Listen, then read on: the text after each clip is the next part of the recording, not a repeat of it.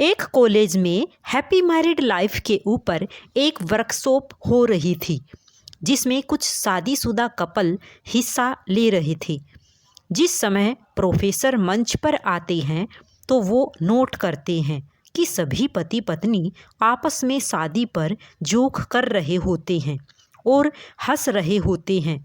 ये देखकर प्रोफेसर कहते हैं कि चलो पहले एक गेम खेलते हैं, उसके बाद हम अपने विषय पर बात करेंगे। सभी खुश हो गए और कहा, कौन सा गेम? प्रोफेसर ने एक शादीशुदा लड़की को खड़ा किया और कहा कि तुम ब्लैक बोर्ड पे तुम्हें जो सबसे अजीज और तुम्हारे सबसे नज़दीक हो ऐसे कुछ लोगों के 20 से 30 नाम लिखो। लड़की ने पहले तो अपने परिवार के लोगों के नाम लिखे, फिर अपने सगे संबंधी, दोस्तों, पड़ोसी और सहकर्मियों के नाम लिख दिए। अब प्रोफेसर ने उसमें से कोई भी कम पसंद हो वैसे 5 नाम मिटाने को कहा।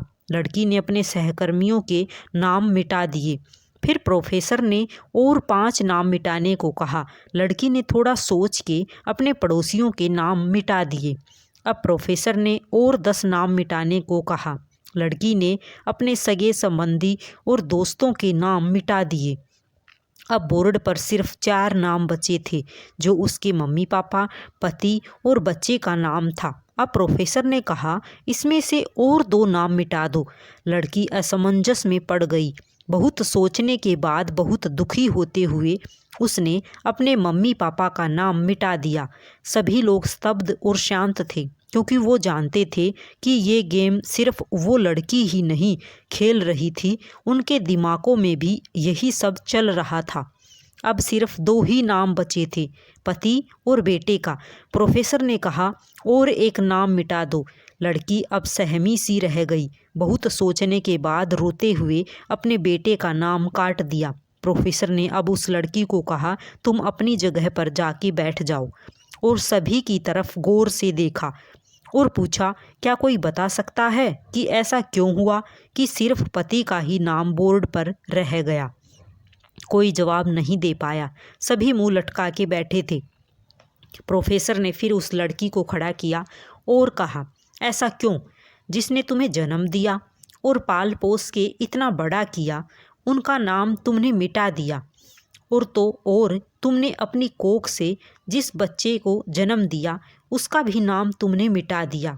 तो लड़की ने सुबकते हुए जवाब दिया कि अब मम्मी पापा बूढ़े हो चुके हैं और कुछ साल के बाद वो मुझे और इस दुनिया को छोड़ के चले जाएंगे, और मेरा बेटा जब बड़ा हो जाएगा तो ज़रूरी नहीं कि वो शादी के बाद मेरे साथ ही रहे, पर मेरे पति जब तक मेरी जान में जान है तब तक मेरा आधा शरीर बन के मेरा साथ निभाएंगे।